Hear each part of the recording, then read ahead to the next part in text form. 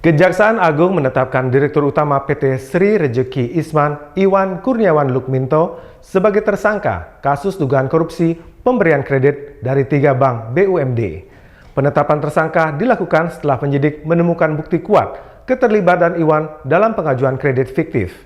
Iwan diduga menandatangani dokumen permohonan dan perjanjian kredit bermasalah saat masih menjabat Wakil Dirut Sritex periode 2012-2023.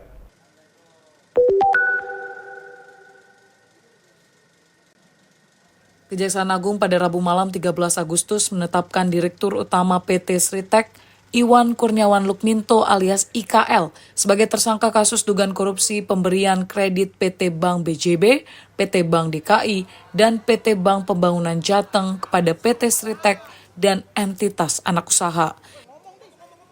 Dalam konferensi pers yang digelar di Gedung Kejagung, Jakarta, Rabu malam 13 Agustus, Direktur Penyidikan pada Jaksa Agung Muda Bidang Tindak Pidana Khusus, Jampitsus Kejagung Nur Cahyo Jangkung Madio mengatakan IKL terlibat menandatangani surat permohonan kredit modal kerja dan investasi ke Bank Jateng.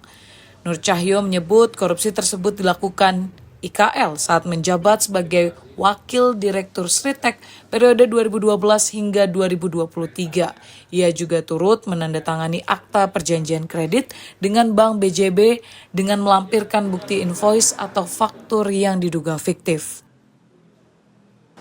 Perbuatan yang telah dilakukan IKL ini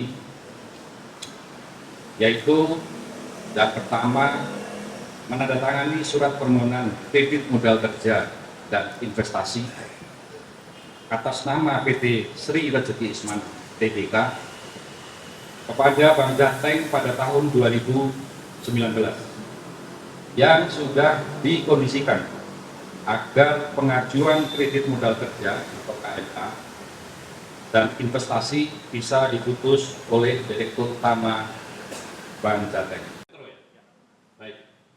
Iwan Kurniawan Lukminto ditahan di Rutan Salemba, Cabang Kejaksaan Negeri Jakarta Selatan dalam 20 hari ke depan. Hingga saat ini, Kejagung telah menetapkan 12 tersangka dalam kasus pemberian kredit kepada PT Sritex termasuk IKL. Dari Jakarta, Cahya Sari, Anggah, Kantor Berita Antara, mewartakan.